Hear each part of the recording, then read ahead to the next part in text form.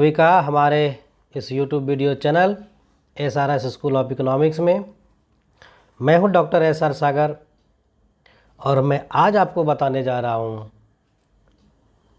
Propensity to consume और propensity to save, उपभोग की प्रवृत्ति और सीमांत उपभोग की प्रवृत्ति, औसत उपभोग की प्रवृत्ति, सीमांत बचत की प्रवृत्ति, औसत बचत की प्रवृत्ति। आखिर ये पढ़ना क्यों ज़रूरी है?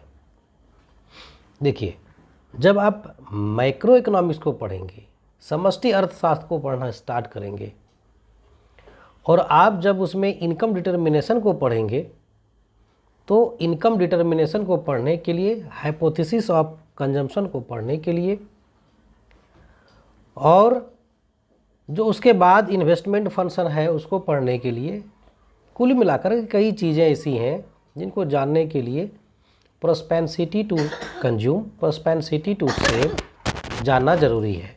ठीक है, तो चलिए। तो अब मैं आपको लेके चलता हूँ कि जो प्रोपेंसिटी टू सेव है, प्रोपेंसिटी टू कंज्यूम है, वो क्या है और कैसे इसका एप्लीकेशन क्या है ना।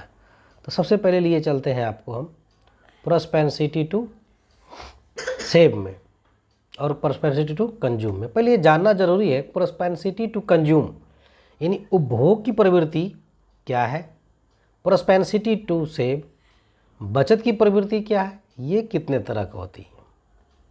ठीक है, तो सबसे पहले आप जानिए कि जैसे जैसे इनकम बढ़ता है तो क्या करते हैं, इनकम बढ़ता है तो हम लोग क्या करते हैं, इनकम बढ़ता है तो उसका कंजम्पशन भी बढ़ता है, उसका सेविंग भी बढ़ता है। इनकम के चेंज होने से उसका कंजम्पशन और सेविंग दोनों चेंज होता है। हमने कहा चेंज होता है, इसका मतलब है इनकम घटने से कंजम्पशन घटेगा, इनकम बढ़ने से कंजम्पशन बढ़ेगा, इनकम घटने से बचत भी बढ़ती है, इनकम बढ़ने से बचत भी बढ़ती है और इनकम घटने से बचत भी घटती है ना। तो इनकम के साथ जो ये चेंज हुआ कंजम्पशन का और सेविंग का, तो इनकम बढ़ने से जब कंजम्पशन बढ़ता है तो उसको कहते हैं उपभोग की प्रवृत्ति, जो कंजम्पशन चेंज होता है।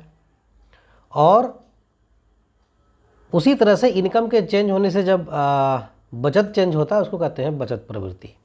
तो अगर देखें तो अब साफ देखिए कि जो किन्स का मॉडल है, किन्सियन किन्स के अनुसार क्या है, किन्स क्या कहता है, किन्स क्या कहता है, किन्स का मानना है कि आय में वृद्धि के परिणाम स्वरूप उपभोग में जितनी वृद्धि होती है वह किस पर निर्भर करती है, उपभोग की प्रवृत्ति, प्रोपेंसिटी टू कंज्यूम पर, कि कितना कंजम्पशन बढ़ेगा इनकम बढ़ने पर। आय के बढ़ने पर उपभोग में जितनी वृद्धि होती है उसको उपभोग प्रवृत्ति, और इनकम के बढ़ने पर बचत में जितनी वृद्धि होती है उसको बचत प्रवृत्ति कहते हैं। ठीक है, तो उपभोग प्रवृत्ति और बचत प्रवृत्ति समझे, यानी इनकम बढ़ेगा तो कंजम्पशन बढ़ेगा, कंजम्पशन जितना बढ़ेगा उसको कहेंगे प्रोपेंसिटी टू कंज्यूम, उपभोग की प्रवृत्ति। अब उपभोग की प्रवृत्ति कितने तरह की होती है सवाल है। तो उपभोग की प्रवृत्ति दो तरह की होती है। एक क्या होता है, एवरेज प्रोपेंसिटी टू कंज्यूम, इसको हम लोग APC नाम से जानते हैं। किस नाम से जानते हैं? APC नाम से जानते हैं। अब एवरेज प्रोपेंसिटी टू कंज्यूम क्या है? देखिए, मान लीजिए आपका इनकम 100 रुपया है। कितना है? 100 रुपया। और 100 रुपया में से आप 70 रुपया खर्च कर रहे हैं। ठीक है, तो APC जो होता है, एवरेज प्रोपेंसिटी टू कंज्यूम जो होता है, वह आप टोटल इनकम में से कितना खर्च कर रहे हैं इसका रेशियो होता है। तो APC तो 100 हो गया, खर्च कितना कर रहे हैं 70, तो 0.70 हो गया। ये क्या हो गया? APC। अब हम इसको डिफाइन कैसे करेंगे? तो डिफाइन देखिए कैसे होगा।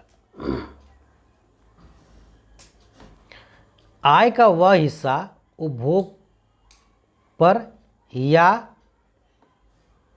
उपभोग पर व्यय किया जाता है औसत उपभोग प्रवृत्ति कहलाता है। आय का जो हिस्सा खर्च कर देंगे कंजम्पशन पर, हुआ एवरेज प्रोस्पेंसिटी टू कंज्यूम कहलाएगा, APC कहलाएगा, है ना। जैसे हमने अभी बताया, मान लीजिए इनकम आपका 100 रुपया है और 100 में से 70 खर्च कर रहे हैं, तो APC जो होगा वो C/Y, यानी जितना इनकम है उसमें कितना खर्च कर रहे हैं उसको डिवाइड कर देंगे, ये हो गया APC 0.70। ठीक है। C क्या है? C यहाँ पर कंजम्पशन है ना। C क्या है? कंजम्पशन है, और Y इनकम है। तो इनकम में कितना हिस्सा आप खर्च कर रहे हैं, इनकम C/Y, ये क्या हो जाएगा? APC। ठीक है। दूसरा होता है इसका सीमांत उपभोग प्रवृत्ति, मार्जिनल प्रोस्पेंसिटी टू कंज्यूम। उपभोग की सीमांत उपभोग प्रवृत्ति क्या है? सीमांत उपभोग प्रवृत्ति, मार्जिनल प्रोस्पेंसिटी टू कंज्यूम। अब ये क्या है? देखिए, जब इनकम में परिवर्तन होता है, इनकम में परिवर्तन मतलब या तो ΔY घट जाए या ΔY बढ़ जाए, तो उसका जो टोटल कंजम्पशन है वह भी परिवर्तन होता है, उसमें भी परिवर्तन होता है।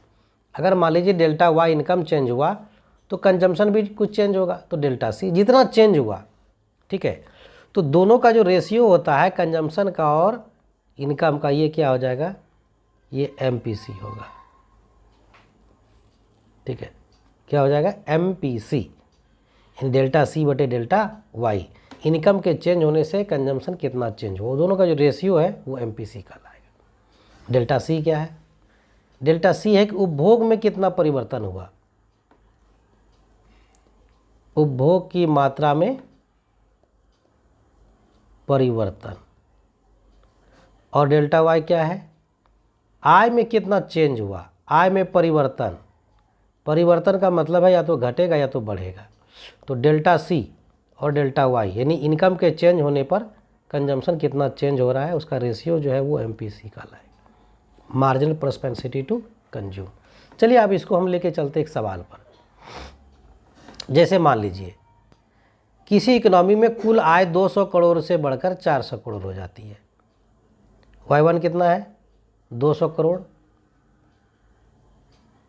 ठीक है। और Y2 इनकम बढ़ के या कितना हो जाता है? 400 करोड़। तो ΔY कितना हो गया, कितना इनकम चेंज हुआ? प्लस में हो गया 200 करोड़। ठीक है। अब देखिए, कहता आय में परिवर्तन के फलस्वरूप उपभोग पर व्यय 120 करोड़ से 220 करोड़ हो जाती है। C कितना है? 120 करोड़, या C1 ले लीजिए। C2 कंजम्पशन बढ़ के कितना हो गया? 220 करोड़। तो ΔC कितना हो गया? 220 में 120 घटा देंगे तो 100 करोड़। 100 करोड़ क्या हो गया? कंजम्पशन चेंज हुआ। तो ΔY यहाँ पर हो गया 200 करोड़ और ΔC हो गया 100 करोड़। तो यहाँ MPC कितना होगा? MPC का फॉर्मूला बताइए कि इनकम के चेंज होने पर उसका कंजम्पशन कितना चेंज होता है, यही ना। तो इनकम चेंज हुआ है यहाँ 200 करोड़ और कंजम्पशन 100 करोड़, तो 0 पॉइंट कितना हो गया? 50 क्या निकला इसका? MPC। ये हमारा हुआ MPC। ठीक है।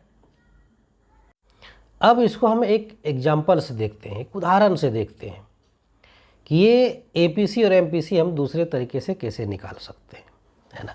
जैसे इस जो आपके सामने में जो टेबल है, इस टेबल को देखिए। टेबल को देखने पर क्या दिया हुआ है इसमें, यहाँ पर देखिए एक कॉलम जो है, ये जो फर्स्ट नंबर कॉलम है, इसमें इनकम लेवल है। सेकंड दिया है कि उस इनकम लेवल कंजम्पशन कितना है। थर्ड में APC है और 4 में MPC है। ठीक है। देखिए 100 इनकम है तो 80 इसका एक्सपेंडिचर है, खर्च है, कंजम्पशन है। 200 इनकम पे 160 है। 300 इनकम पे 210 कंजम्पशन है। 400 इनकम पे 250 कंजम्पशन है ना। अब जो है, अब यहाँ पर हम क्या करेंगे, अब हम APC निकालेंगे। APC कैसे निकालेंगे? तो C को डिवाइड कर देंगे Y से, है ना। तो यहाँ पर C आपका कितना है? फर्स्ट वाला में कंजम्पशन देखिए 80 करोड़ है या 80 है, इनकम 100 है तो C/Y हो जाएगा APC, तो 80/100 हो जाएगा, तो कितना हो गया 0.80। दूसरा में कितना है, C है 160, Y है 200, तो कितना हो गया, अब इसको डिवाइड कर लीजिए, कितना हो गया 4/5, ये भी 0.80, ये कितना होगा 210/300, ये कितना हो गया, कैलकुलेशन देख लीजिएगा, सही है कर लीजिएगा, अगर मिस्टेक हो गया कहीं तो ये ख़त्म, तो 7/1 हो गया, कितना हो गया जी 10 हो गया, नहीं 0.70, और ये 250 को डिवाइड कर देंगे 400 से, ये कितना हो गया 5/8 हो गया, कितना हो गया 8 हुआ जी 0.6, ये 25, तो ये हो गया हमारा APC, क्या निकला APC, हाँ APC निकला। ठीक है, अब हम निकालेंगे MPC, क्या निकालेंगे MPC, तो यहाँ पर देखना होगा कि डेल्टा Y कितना है और डेल्टा C कितना हुआ है ना, क्या देखना होगा डेल्टा Y और डेल्टा C को। तो यहाँ पर फर्स्ट में देखिए, फर्स्ट में क्या है, हाँ फर्स्ट में क्या है 100 है, 80 है, तो अब यहाँ एक इनकम चेंज करते हैं, तो इनकम कितना चेंज हुआ, यहाँ पर 100 चेंज हुआ प्लस में, तो कंजम्पशन कितना चेंज हुआ 80 चेंज हुआ है, तो यहाँ पर हमारा कितना हो जाएगा डेल्टा Y हो गया 100, और सॉरी इसमें नहीं नीचे वाला में, ये हो गया हमारा डेल्टा Y 100 और ये हो गया 80, तो 0.80 यहाँ क्या निकला MPC। उसी तरह से यहाँ पर देखिए, यहाँ से जब यहाँ आया तो डेल्टा Y कितना चेंज हुआ 100, तो ये कितना चेंज हुआ 50, तो ये हो गया 50/100, तो 1/2 यानी 0.50। अब यहाँ से फिर यहाँ चलते हैं, इनकम कितना चेंज हुआ 100 के बराबर, कंजम्पशन कितना चेंज हुआ देखिए यहाँ पर 40 के बराबर, तो ये डेल्टा Y और ये ऊपर क्या होगा delta C, delta Y income जितना चेंज हुआ 100 और डेल्टा C कंजम्पशन जितना चेंज हुआ, तो ये कैंसिल, तो ये 0.40, तो ये क्या निकला हमारा, ये निकला हमारा APC और MPC। ठीक है, क्या निकला APC और MPC। चलिए यहाँ तक ठीक है, यहाँ तक हमको लगता है आप लोग बहुत अच्छे से समझ गए होंगे, है ना, बिल्कुल हिंदी में है, कोई कन्फ्यूजन नहीं होगा। देखिए क्या होता है, एक्चुअल में जो सेविंग होता है ये फंक्शन होता है Y का, Y का फंक्शन मतलब कि वो इनकम का फंक्शन होता है, और इनकम और सेविंग में डायरेक्ट रिलेशन है, प्रत्यक्ष संबंध है। आय के बढ़ने से क्या होता है, बचत में वृद्धि होती है, और आय के कम होने पर बचत में कमी होती है ना। इसका मतलब क्या है कि इनकम लेवल अगर हाई है तो बचत भी हाई है, और अगर इनकम लेवल कम है तो आपका बचत भी कम है। तो इस प्रकार के संबंध को, इनकम और बचत के संबंध को हम लोग कहते हैं फंक्शन ऑफ सेविंग। एस जो है फंक्शन है Y का, Y जिस डायरेक्शन में चेंज होगा सेविंग भी उसी डायरेक्शन में चेंज होगा, ये बचत प्रवृत्ति है। अब बचत प्रवृत्ति जो है ये कितने तरह का होता है, बचत प्रवृत्ति 2 तरह का होते हैं। अब 2 तरह के कौन कौन होते हैं, एक होते हैं फर्स्ट नंबर जो है वह है औसत बचत प्रवृत्ति APS। क्या होता है APS, औसत बचत प्रवृत्ति। अब औसत बचत प्रवृत्ति क्या है, देखिए जैसे मान लीजिए आपका इनकम 100 रुपया है, तो आप क्या करेंगे, या तो कंजम्पशन करें या तो सेविंग करेंगे। 100 में आपने कंजम्पशन कर लिया 70 और 30 बचा लिया, इनकम आपका 200 हो गया। तो अब क्या करेंगे, मान लीजिए कि आप जो है 140 या 170 जो है आपने कंजम्पशन कर लिया और 30 आपने बचा लिया।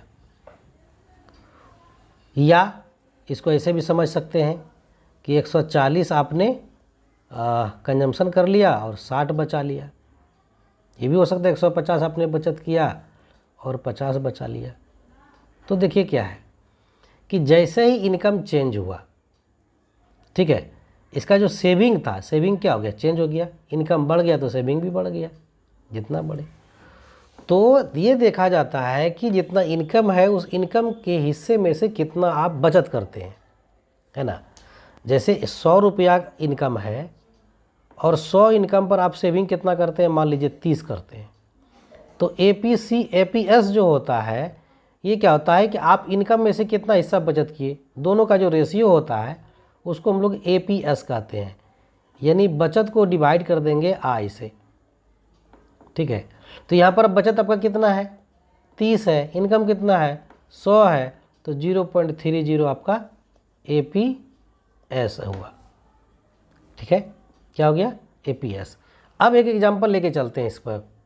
सबसे पहले जैसे एग्जांपल देखिए आपके सामने में, ये जो है उदाहरण है। यदि आय 200 करोड़ है, 200 करोड़ रुपये है, तो बचत 100 करोड़ रुपये है। तो यहाँ एपीएस कितना होगा, औसत बचत प्रवृत्ति कितना होगा। तो यहाँ इनकम कितना है, 200 करोड़, कितना है 200 करोड़, बचत कितना है 100 करोड़। तो कितना हो गया यहाँ पर एपीएस कितना हुआ, तो एस बटे वाई होगा। तो 100 को डिवाइड कर देंगे 200 से, तो 0.50 हुआ, ठीक है। तो ये क्या निकला हमारा, ये एपीएस निकला। दूसरा क्या होता है, दूसरा होता है हमारा औसत बचत प्रवृत्ति। क्या होता है, औसत बचत प्रवृत्ति के बाद दूसरा जो है हमारा, दूसरा हमारा सीमांत बचत प्रवृत्ति है। क्या है, सीमांत बचत प्रवृत्ति, मार्जिनल प्रोस्पेरिटी टू सेव, इसको शॉर्ट में कहते हैं एमपीएस। एमपीएस क्या होता है, देखिए नाम है मार्जिनल, मतलब सीमांत, एक्स्ट्रा। तो ये क्या होता है, जब आय में परिवर्तन होता है, आय में परिवर्तन मान लीजिए डेल्टा वाई हुआ, तो बचत में भी परिवर्तन होता है ना। क्या होता है, आय में जब परिवर्तन होता है तो बचत में भी परिवर्तन होता है।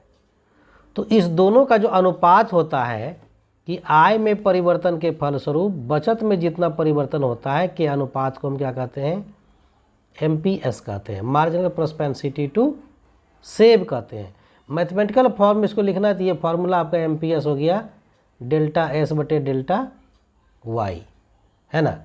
इनकम के चेंज होने से उस चेंज में से आप सेविंग कितना चेंज हुआ, एस क्या है। अब एग्जांपल लेके चलते हैं। जैसे मान लीजिए किसी का इनकम 200 करोड़ रुपया है, इससे बढ़ के 300 हो जाता है। Y1 कितना है 200 करोड़, इनकम बढ़ के कितना हो गया 300 करोड़। इसके बाद जो बचत है 100 करोड़ से बढ़कर 140 करोड़ हो जाता है। S1 बचत 100 करोड़ है, S2 कितना हो जाता है 140 करोड़। तो यहाँ पर जो है तो S कितना हो गया, डेल्टा S कितना होगा, तो S2 माइनस S1 कितना हो गया, कितना बचेगा भाई, इसमें घटाएंगे तो 40, और डेल्टा Y कितना होगा Y2 माइनस Y1, तो इसमें इसको घटाएंगे कितना बचेगा 100।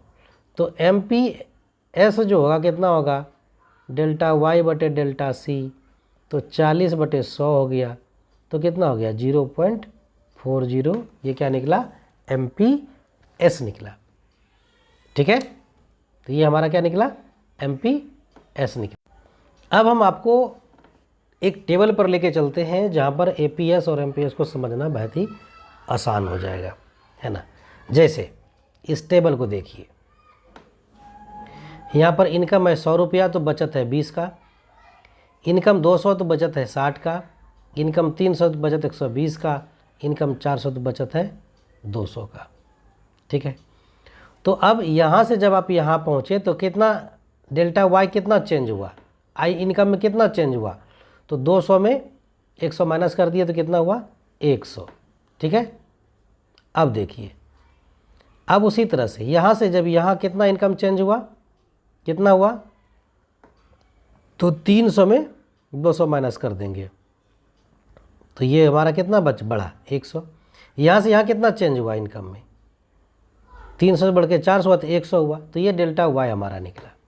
अब देखिए यहाँ पर दूसरा चीज़ निकालना है, ये हमारा जो APS है कितना होगा S बटे वाई है। तो फर्स्ट में S 20 है, Y इसके सामने कितना है 100 है, तो ये 0.20 हुआ। उसी तरह यहाँ पर S है 60 और ये है 200 Y, तो यहाँ पर तो कितना हो गया 60 में भाग दे दीजिए 20 से, सॉरी 6 में भाग दीजिए 20 से, तो ये 60 बटे 200 हो गया, तो ये 3/10 हो गया, तो 0.30।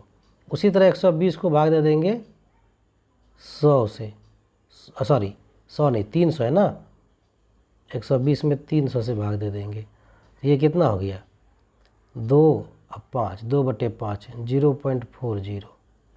उसी तरह यहाँ पर क्या होगा, S है 200, ये है 400, तो ये कितना हो गया, हाफ हो गया, तो ये कितना हो गया 0.50। ये क्या निकला हमारा APS निकला। अब MPS निकालिए। MPS कैसे निकलेगा, तो पहले MPS का फॉर्मूला ये है डेल्टा S बटे डेल्टा वाई, तो सबसे पहले डेल्टा S निकालते हैं। तो डेल्टा S यहाँ तो कुछ नहीं, यहाँ से जब यहाँ आया तो डेल्टा S कितना हो गया, 20 से बढ़ के 60 हो गया, तो 40 चेंज हुआ, 60 से 120 हुआ तो 60 चेंज हुआ, और 120 से लेके 200 हुआ तो 80 चेंज हुआ। तो इसको छोड़ दीजिए, तो MPS कितना निकल जाएगा हमारा। MPS का फार्मूला है डेल्टा S बटे डेल्टा वाई। डेल्टा S यहाँ 40 निकला, डेल्टा वाई कितना है, डेल्टा वाई कितना है, इनकम कितना चेंज हुआ है, देखिए उसको, इनकम चेंज ये है तो 100 चेंज हुआ है, तो 0.40। फिर यहाँ देखिए डेल्टा S कितना है, 60 है, डेल्टा वाई कितना है यहाँ देख लीजिए 100, तो 0.60। उसी तरह यहाँ डेल्टा S कितना है 80, डेल्टा वाई कितना है 100, तो 0.80। ठीक है, तो ये हमारा क्या निकला, ये हमारा निकला APS और MPS। ठीक है, तो बने रहिए आप हमारे इस YouTube video channel SRS school of economics में। अगर आपने अभी तक सब्सक्राइब नहीं किया है तो घंटी ज़रूर बजा दीजिए, है ना, तभी तो आपको जो तुरंत अपडेट है वो मिलता रहेगा। धन्यवाद, नमस्कार। इकोनॉमिक्स, अब सबसे पहले हम आपको लिए चलते हैं कि relationship between APC and MPC। APC और MPC के बीच रिलेशन देखिए, APC का फॉर्मूला क्या होता है C/Y, APS का फॉर्मूला क्या होता है S/Y। तो इस दोनों के बीच जो रिलेशन है, तो दोनों को जोड़िए, APC प्लस APS कितना हो जाएगा C/Y और ये S/Y। ठीक है, तो LCM हो गया Y और ये हो गया C प्लस S। अच्छा एक बात बताइए, जो सप्लाई साइड है, सप्लाई साइड में Y किसके बराबर होता है, C प्लस S के बराबर होता है टू सेक्टरल इकोनॉमी में। तो C प्लस S क्या हो गया, ये Y हो गया, Y कैंसिल हो गया, बचा कितना 1। तो हमारा रिलेशनशिप निकल गया, क्या निकला APC plus APS is equal to 1। ठीक है, निकल गया। अब या इन दोनों में से कोई एक दिया है, या तो APC या APS, तो दूसरा आसानी से निकल जाएगा। मान लीजिए APC निकालना है तो 1 में APS को घटा देंगे, अगर APS निकालना है तो 1 में APC को माइनस कर देंगे। ठीक है, जैसे एग्जाम्पल लेके चलते हैं। एग्जाम्पल में मान लीजिए APC दिया हुआ है 0.80, तो APS कितना होगा, कितना होगा, तो APS कितना हो जाएगा भाई, एक मिनट, APS तो 1 माइनस APC, तो 1 माइनस 0.80, तो कितना होगा 0.20। अब दूसरा, अगर मान लीजिए एग्जाम्पल 2, दूसरा अगर मान लीजिए APS दिया हुआ हो, क्या दिया हो APS, तो APS कितना होगा, APS मान लीजिए 0.30 है, तो APC कितना होगा, कितना होगा 1 माइनस APS, तो 1 माइनस 0.30, तो APC कितना होगा 0.70। तो कुल मिलाकर जो रिलेशनशिप मिला APC APS में, APC plus APS is equal to 1। ये रिलेशनशिप है किसके किसके बीच में, APC और APS में, यानी औसत बचत प्रवृत्ति, औसत बचत प्रवृत्ति और औसत उपभोग की प्रवृत्ति का जोड़ कितना होगा, 1 होगा। क्या हो जाएगा, औसत उपभोग प्रवृत्ति प्लस औसत बचत प्रवृत्ति, दोनों का जोड़ कितना होगा? 1 होगा। ठीक है, ये रिलेशनशिप किसके बीच है? एपीसी और एपीएस के बीच में। ठीक है, आगे बढ़ें। बिल्कुल। अब हम देखते हैं कि जो एमपीसी है और एमपीएस है इसके बीच क्या रिलेशन है। तो पहले बताइए एमपीसी का फॉर्मूला क्या होता है? इनकम बढ़ने पर उसका कंजम्पशन कितना चेंज होता है, एमपीसी हो गया। एमपीएस कितना होता है? इनकम बढ़ने से उसका सेविंग कितना चेंज हुआ, है ना। तो दोनों को चलिए जोड़ के देखते हैं, एमपीसी प्लस एमपीएस कितना हो जाएगा? एमपीसी कितना है? डेल्टा सी को डेल्टा वाई से डिवाइड करेंगे। एमपीएस कितना है? डेल्टा एस को डेल्टा वाई से डिवाइड करेंगे। ठीक है, अब देखिए क्या होगा, दोनों को ऐड कीजिए तो एलसीएम कितना आएगा इसका? Delta Y. तो ऊपर क्या होगा? Delta C plus delta S. तो delta C plus delta S क्या होगा? दोनों का जोड़ कितना होगा कि जितना इसका इनकम चेंज होगा। तो ये क्या हो गया? Delta Y up by delta Y. तो जोड़ दोनों कैंसिल हो गया तो कितना बचा? 1।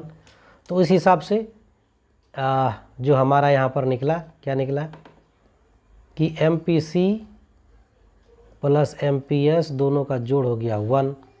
इनमें से मान लीजिए कोई एक नहीं दिया है तो दूसरा आसानी से निकलेगा।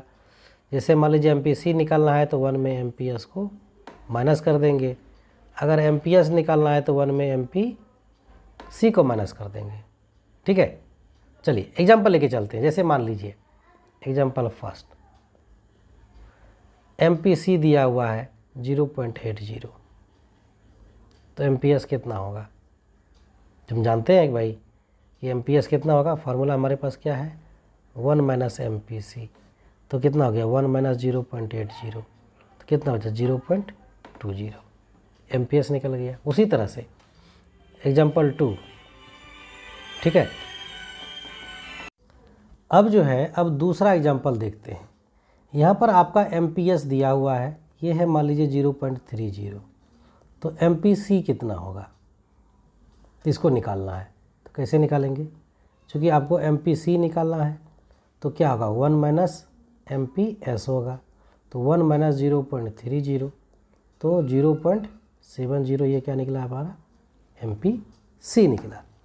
तो ये रिलेशनशिप है एमपीएस और एमपीसी के बीच में। ठीक है, आज की इस वीडियो में इतना ही। बने रहिए हमारे इस चैनल पर। अगर आपने अभी तक सब्सक्राइब नहीं किया है तो जो बेल आइकॉन है, जो घंटी है, उसको टन से ज़रूर बजाइए और लगातार हमारे अपडेट आपको मिलते रहेंगे। धन्यवाद।